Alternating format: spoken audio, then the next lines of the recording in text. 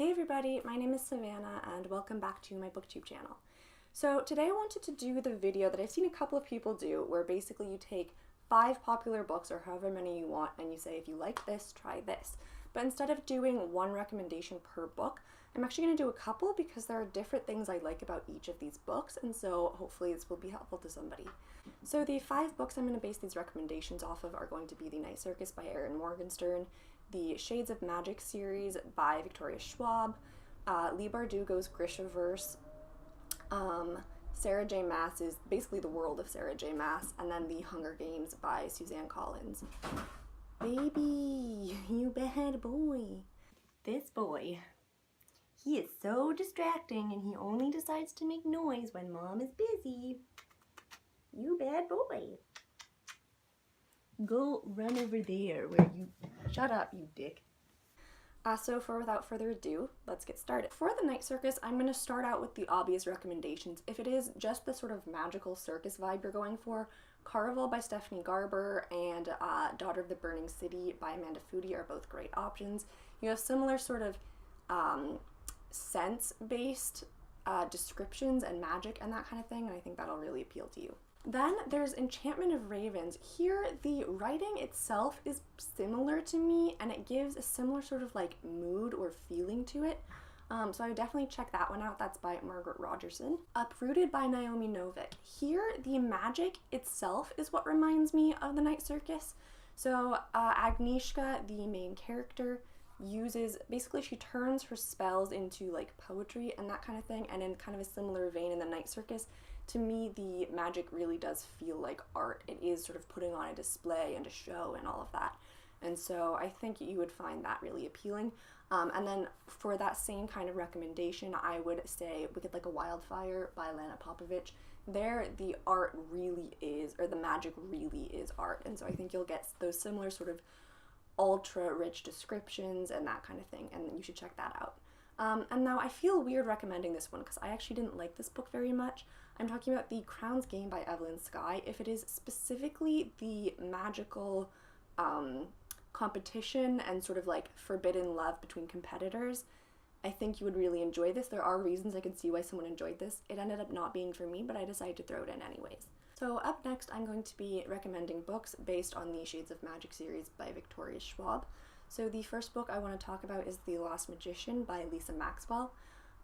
Here, I think what it really is for me is, number one, it's specifically tied to a place. However, instead of Londons, like multiple Londons, it's New York. And the way you get to different New Yorks is that the main character is actually a time traveler. So there's sort of like modern New York and then old New York. And so there's that similar sort of feel of like going between like time and space, but still having it be tied directly to a location, which is really cool. Next is The Hazelwood by Melissa Albert, and this is in kind of a similar vein as like a magical world alongside, or in sort of like an alternate reality, like alongside the real world, if that makes sense. So again, I think you would enjoy that. One of them, especially the Hazelwood world, really does remind me of sort of like Black London, where it's like this wild place. And so I think you should check that out if you really like Holland-ish characters. Up next, basically anything by Laini Taylor, but specifically the Daughter of Smoke and Bone series. Here, what really does it for me is the magic systems. And so in the Shades of Magic series, there's the Antari who use blood magic basically. And in Daughter of Smoke and Bone, basically it's magic based on like pain and suffering. And so they like string together these like necklaces of like teeth and bone and like stones and create bodies from that. And so the two magic systems are so unique and different, but because of that, if you like that kind of magic, I think that would appeal to you. And finally, I have The Bone Season by Samantha Shannon. It's kind of like an alternate futuristic reality of London. However, here, I think what reminds me of it, one is there's a couple different characters that remind me of like Alucard and Holland and that kind of thing in it. And then also, I think the magic, how there's like different classifications as well, that also reminds me of it. So I think you should check that out. The next book series recommendations are going to be based around Leigh Bardugo's Grishaverse. So a lot of these are going to be like my Russian fairy tale nonsense type books. So specifically if it is, and Specifically, if it is the Russian stuff that you're looking for, I have a couple of recommendations. Deathless by Kat Valente is another sort of like Russian fairy tale folklore based one. And then there's also The Bear and the Nightingale series by Catherine Arden, also Russian fairy tale stuff. And then they both do have kind of darkish love interests, like the Darkling kind of thing. So you should check those out. The next two are actually going to specifically be based around fans of the Six of Crows duology. So the first one would be Nevernight by Jay Kristoff, and the second is The Lies of Loch Lamora by Scott Lynch. Both of these, one, take place in kind of a Venice-based place like Ketterdam. They both deal with like thieves/assassins, that kind of thing. They're both sort of very morally gray, sort of tricksy, smart, clever main characters. Especially Lies of Loch Lamora does follow another heist group, so I think you should definitely check those out. Finally, I would recommend The City of Brass by S.A. Chakraborty. I think what really does it for me is that the level of world building that she does is on par with Leigh Bardugo's Grishaverse, even though they're very different. The plots are not similar at all. But if it's that kind of like in-depth, beautiful world building that you really love, I really think you should check that one out. Next up is for fans of the world of Sarah J. Maas, so Throne of Glass and the ACOTAR series. The first book I want to recommend is the Falconer series by Elizabeth May. This has that same kind of like kick-ass Celaena Sardothien fighting going on, and then there also are like beautiful fairies. I think Elizabeth May's fairies are a lot more like traditional fairies than Sarah J. Maas's are, but I think there are enough similarities that you'll get a sort of like Rowan-ish vibe. Next, I would say Air Awakens. In Sarah J. Maas's world, that the magic is usually pretty elemental, and the Air Awakens is a similar sort of thing. And then again, you have that broody sort of love interest, kind of like the Falconer and like Rowan, and so I think you should definitely check those out. Again, I also think Elise Kova's world also reminds me of the two worlds of Sarah J. Maas, and so I think you would enjoy those both.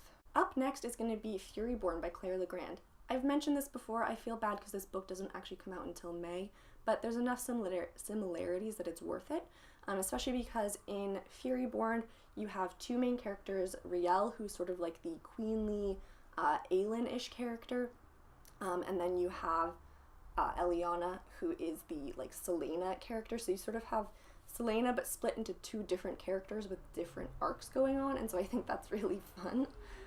So you should check that out. Again, broody love interest, gorgeous magic, all that action, it's great. If it is specifically the like courtly intrigues that you guys really like about Sarah J. Maas, I think you should definitely check out the Winners series by Marie Rukowski. If you are specifically looking for a Rhysand and Feyre type romance, you really need to check out the Bargainer series by Laura Thalassa. I literally think of this as like slightly trashier Akamath. It's literally that. There's so many similarities. It's different enough so it's not like plagiarism or anything like that, but it really gives me the same sort of Faysand vibes that a lot of people are really into. Finally, I want to talk about The Hunger Games, which feels weird to me because I actually don't like The Hunger Games that much, but I know a lot of people do, so I figured it would be a good book to recommend things for. The first book I want to talk about is Red Rising by Pierce Brown.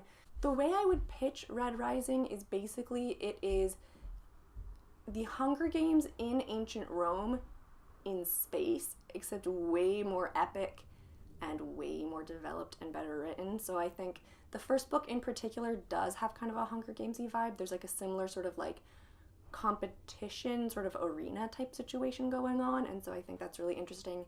And then there is also this sort of, I mean, it's Red Rising, it's about sort of the rising of the lowest class. Up next, I would say This Mortal Coil. This is a dystopian book.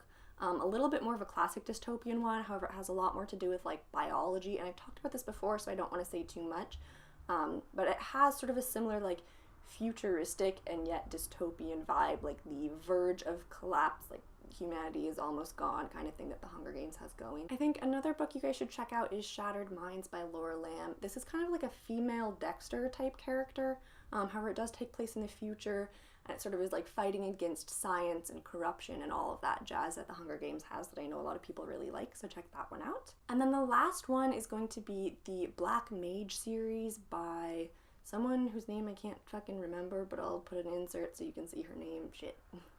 I think what I really like about this book series is that one, magic is hard. And so you have like a similar like school sort of situation where they're training, but there is like this magical competition going on at the same time.